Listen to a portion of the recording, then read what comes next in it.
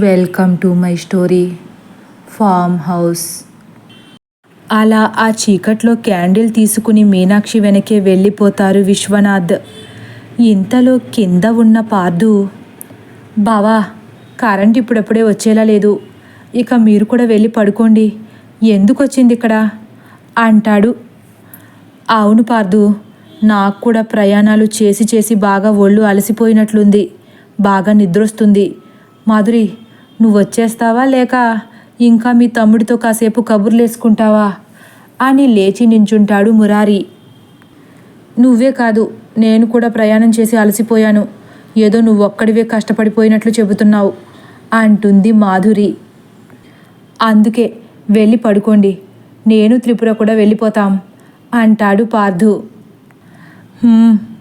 సరే, క్లైమేట్ బాగుంది, కరెంట్ ఉంటే కాసేపు బయట తిరిగేవాళ్ళం అంటూ, సరే మీరు కూడా వచ్చేయండి, ఇంకెందుకు అంటూ మాధురి కూడా చైర్లోంచి భారంగా పైకి లేస్తుంది. అవునండి, లక్ష్మీ చందులు ఇక్కడే పడుకుంటారా అంటూ త్రిపుర కూడా అనేసరికి, చందు మీరు ఇక్కడే పడుకుంటారా లేక పైన గదిలో పడుకుంటారా అడుగుతాడు పార్థు. ఇక్కడ చల్లగా ఉంది కదా పార్థు బాబు, ఇక్కడే దొర్లేస్తాం అంటూ అప్పుడే కింద వాలిపోతాడు చందు కూడా. సరే, గుర్రు పెట్టి పడుకోకుండా నైట్ కాస్త మెలకువగా ఉండు అంటూ, పదండి, ఈ చీకట్లో ఇంకెంతసేపు కూర్చుంటాం అని పార్థు కూడా ఒక క్యాండిల్ తీసుకుని ఇంకొకటి మురారికిచ్చి, మీ గదిలో కూడా పెట్టుకోండి బావా అంటాడు. అలా నెమ్మదిగా ఎవరి క్యాండిల్స్ వాళ్ళు చేత్తో పట్టుకుని అడుగులో అడుగేసుకుంటూ ఎవరి గదుల్లోకి వాళ్ళు వెళ్ళి తలుపులు వేసేసుకుంటారు. మాధురి మాత్రం ఉదయం మాట్లాడుకున్న ఆ అందమైన గదిలోనే పడుకోవాలని డిసైడ్ అయిపోయింది. మాధురి వాళ్ళ గదికి ఎడమ పక్క గదిలో త్రిపుర పార్థులు కూడా పడుకున్నారు. కుడివైపు ఉన్న గదిలో మీనాక్షి దంపతులు పడుకున్నారు. లోపలకు వెళ్ళిన మురారి అక్కడ ఉన్న పెద్ద డ్రెస్సింగ్ టేబుల్పై క్యాండిల్ పెడతాడు. వెంటనే షర్ట్ తీసి హ్యాంగర్కి తగిలిస్తూ, మాధురి, మన కలల సౌధం చాలా బాగుంది కదా అని మాధురి పక్కన వాలతాడు. అవును మురారి అంటూ ప్రేమగా మురారి భుజంపై తలను వాల్చి చేతిని మురారి నడుముకు మెలివేసి పడుకుంటుంది మాధురి. మురారి మాధురి చేయిని తన గుండెలపై వేసుకుంటూ, నెల రోజుల్లో ఇక్కడి నుంచి వెళ్ళిపోవాలంటే అస్సలు మనసొప్పుకోవట్లేదు కదా మాధురి అంటాడు. అదేంటో నాకు కూడా అలానే అనిపిస్తుందండి అని మాధురి అంటుండగా ఒక్కసారిగా క్యాండిల్ ఆరిపోతుంది. గది మొత్తం చీకటి వడిలోకి జారిపోయింది. అంతా బాగానే ఉంది, కానీ ఈ పవర్ కట్ గొడవేంటో కనుక్కోవాలి అంటాడు మురారి.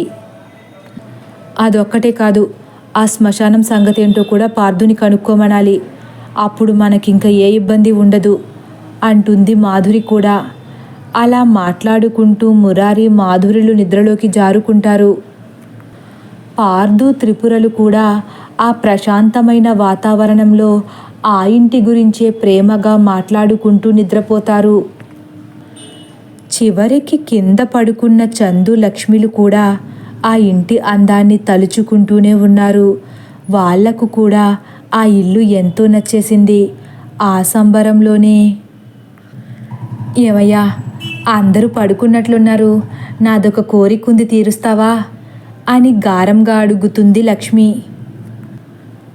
ఏందే ఇంతలా అడుగుతున్నావేంటి, నాకేదో పెద్ద ఎసరే పెట్టేలా ఉన్నావు, కొంపతీసి ఇటువంటి ఇల్లు ఒకటి నీ పేరు మీద కొనమంటావా ఏటి అంటాడు చందు వేళాకోళంగా.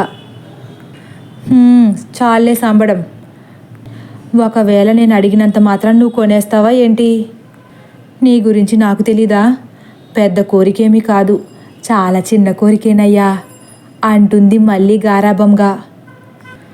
అమ్మయ్యా బతికించావు, అయితే అదేంటో చెప్పు అంటాడు నిట్టూర్చుకుంటూ. ఏం కాదు చందు, ఇందాక మాధురమ్మ త్రిపురమ్మలు ఆరు బయట ఆ గులాబీ పూల మధ్య ఉయ్యాల ఊగుతుంటే నాకు కూడా మనసులో ఒక్కసారి ఊగాలనిపించిందయ్యా.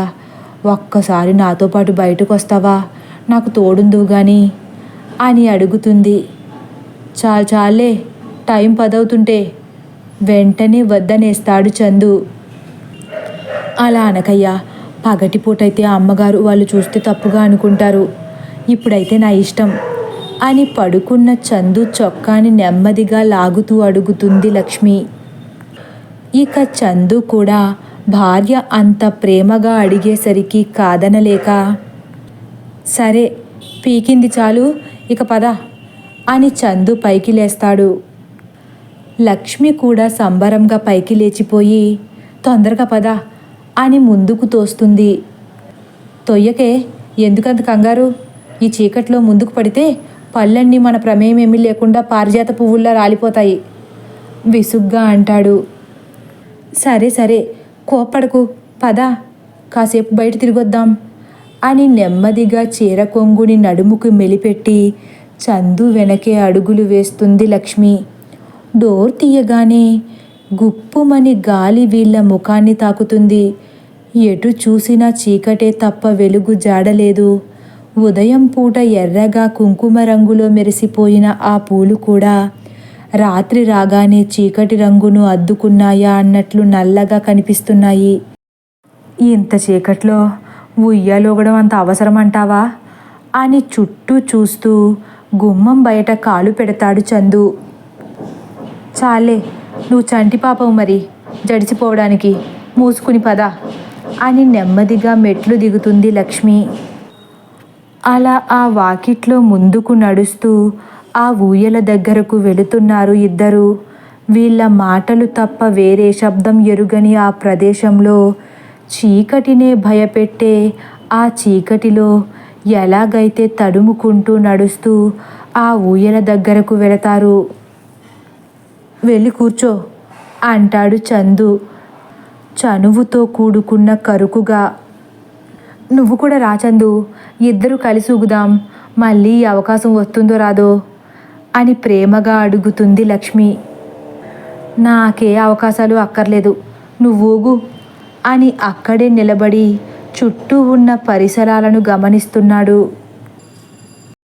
ఇంతలో లక్ష్మి నెమ్మదిగా ఊగుతూ, కంచికి పోతావా కృష్ణమ్మ, కంచి వార్తలేమి కృష్ణమ్మ, కంచిలో ఉన్నది బొమ్మ, అది బొమ్మ కాదు ముద్దు గుమ్మ, కంచిలో ఉన్నది బొమ్మ, అది బొమ్మ కాదు ముద్దు గుమ్మ అని మృదువుగా తనకు ఎంతో ఇష్టమైన పాటను పాడుకుంటూ ఉంది. మళ్ళీ సడన్గా ఏదో గుర్తొచ్చినట్లు, ఏమయ్యా, నేను కాళ్ళు చాపుకుని కాసేపు పడుకుంటాను, నువ్వే ఓపరాదా అని జాలిగా అడుగుతుంది. చనువిస్తే చాంకెక్కడానికి ఎప్పుడు సిద్ధంగా ఉంటావు, పడుకో కరుకుగానే మాట్లాడతాడు చందు. లక్ష్మి ధీమాగా కాళ్ళు పైకి పెట్టుకుని కళ్ళు మూసుకుని పడుకుంది. చందు ఊయల వెనక నుంచి నెమ్మదిగా ఊపుతున్నాడు. అలా 5 నిమిషాలు ఊపేసరికి లక్ష్మికి రెప్పవాలిపోతుంది. అది చూసిన చందు, అమ్మోరు పడుకుంది హాయిగా, ఈ గాలిలో అలా తిరుగుతూ 2 సిగరెట్లు కాల్చుకుంటే ఆ తృప్తే వేరు అనుకుని ఆ ఊయల ఒక్కసారి గట్టిగా ఊపి నెమ్మదిగా అక్కడి నుండి గేట్ వైపుకు వెళుతున్నాడు. వెనక్కి చూడకుండా దొరికిందే సందులా గబగబా జేబులో ఉన్న సిగరెట్ బాక్స్ తీసి లైటర్తో వెలిగించేస్తాడు. అలా నిశ్శబ్దం కూడా బెదిరిపోయేంత నిశ్శబ్దంగా ఉన్న ఆ ప్రదేశంలో ఒక మహారాజులా ఊహించుకుంటూ సిగరెట్స్ తాగుతూ అటూ ఇటూ పచార్లు చేస్తున్నాడు చందు. ఇంతలో లక్ష్మి ఊయల వేగంగా ఊగుతుంది. ఎంత వేగంగా అంటే లక్ష్మి ఉయ్యాలలోంచి కింద పడేంత వేగంగా ఊగుతుంది. ఆ వేగానికి అమాంతం మెలకువ వచ్చేస్తుంది లక్ష్మికి. నిద్రమత్తులో కళ్ళు తెరవడమే కంగారు పడిపోయి, ఊపమంటే కింద పడేసేలా ఊపుతావేంటి అని కోపంగా వెనక్కి తిరుగుతుంది. వెనక ఎవ్వరూ లేరు. కానీ లక్ష్మి ఊయల ఎవరో గట్టిగా గెంటుతున్నట్లే ఊగుతుంది తప్ప అస్సలు నెమ్మదిగా ఊగడం లేదు. లక్ష్మి బెదిరిపోయి, ఇదేంటి, ఎవరూ లేకుండా ఎవరో ఊపుతున్నట్లు ఇలా ఊగిపోతుందేంటి అని ఆ అని పెద్దగా అరుస్తుంది. ఆ అరుపుకి ఉలిక్కిపడి నోట్లో ఉన్న సిగరెట్ అమాంతం కింద పడేసి వెనక్కి చూస్తాడు చందు. చందు చూస్తుండగానే లక్ష్మి ఎవరో బలంగా తోసేసినట్లు కింద పడిపోయి భయంతో కేకలు పెడుతుంది. చందు వేగంగా లక్ష్మి దగ్గరకు వస్తూ, లక్ష్మి, కంగారు పడకే, నేను ఇక్కడే ఉన్నాను అంటాడు. లక్ష్మి వణికిపోతూ పైకి లేచి చందు దగ్గరకు అరుచుకుంటూ పరిగెడుతుంది. నేను వచ్చేస్తున్నాను, కంగారు పడకు అంటూ చందు కూడా లక్ష్మి వైపుకు ఒక్క క్షణంలో వచ్చేస్తాడు. లక్ష్మి కూడా పడుతూ లేస్తూ వెళ్ళి చందు కాళ్ళ దగ్గర పడి ఆయాసపడుతూ, అక్కడేదో ఉందయ్యా అంటుంది ఉయ్యాల వైపు చూపిస్తూ.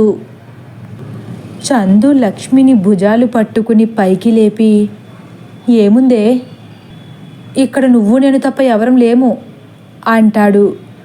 కాదు, ఎవరో ఉన్నారయ్యా అని వణికిపోయేసరికి, ఏమైంది లక్ష్మి, నిద్దట్లో పీడకల ఏమైనా వచ్చిందా అంటాడు చందు. కల కాదు, నిజం. నేను ఉయ్యాల్లో పడుకున్నప్పుడు ఎవరో గట్టిగా ఊపేశారు. నువ్వేమో అనుకున్నాను. తీరా చూస్తే నువ్వు లేవు, ఎవరు లేరు. నీ మొహం, ఎవరు ఊపుతారు? ఈ అర్ధరాత్రి వేళ నిన్ను ఊపడానికి ఎవరొస్తారే వెరిమొకందానా? నువ్వు కల కన్నట్లున్నావు అంటాడు. అది కల అయితే నన్ను కిందకి ఎవరు తోసేశారు? నిన్నెవరూ తొయ్యలేదు, నువ్వే కిందకు దూకేశావు తాయితీగా చెబుతాడు చందు. నేనా? అయోమయంగా చూస్తుంది లక్ష్మి. నా కళ్ళారా చూశాను లక్ష్మి, నువ్వే ఉలిక్కిపడి అమాంతం కిందకు ఉరికేశావు అని సర్ది చెబుతున్నాడు. నిజమా?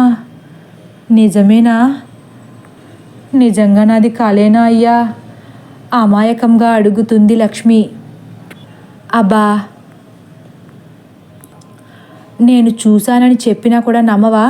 పద, ఇంక లోపలికి వెళ్ళి పడుకోవచ్చు అని లక్ష్మి భుజంపై చేయి వేసి లోపలకు తీసుకుపోతాడు చందు. అలా భయంతో వణికిపోతున్న లక్ష్మిని లోపలికి తీసుకువెళ్ళిపోతాడు చందు. ఏమయ్యా, వంటగదిలోకి వెళ్ళి కొన్ని మంచినీళ్ళు తీసుకొస్తావా? నాకు భయమేస్తుంది అని చందు చేయి పట్టుకుని వదలకుండా చెబుతుంది లక్ష్మి. అందుకే వద్దంటే వినవు అని సనుక్కుంటూనే వంటగది వైపుకు వెళతాడు చందు. లక్ష్మి హాలులో ఒక్కతే నుంచుని భయంగా కిచెన్ వైపే చూస్తుంది. ఇంకా కరెంట్ రాకపోవడంతో అక్కడ ఉన్న క్యాండిల్ వెలిగించి ఆ వెలుగుని చూసి కాస్త కుదుట పడుతుంది. ఇంతలో మంచినీళ్లు తీసుకుని తడుముకుంటూ వస్తాడు చందు. ఇదిగో తాగు, తాగి నోరు మూసుకుని పడుకో, నాకు నిద్రొస్తుంది అంటాడు. తదుపరి భాగం కోసం వేచి ఉండండి. ఒకవేళ నా కథ కానీ మీకు నచ్చినట్లయితే లైక్ చేసి సబ్స్క్రైబ్ చేయడం మర్చిపోకండి. Thank you for watching.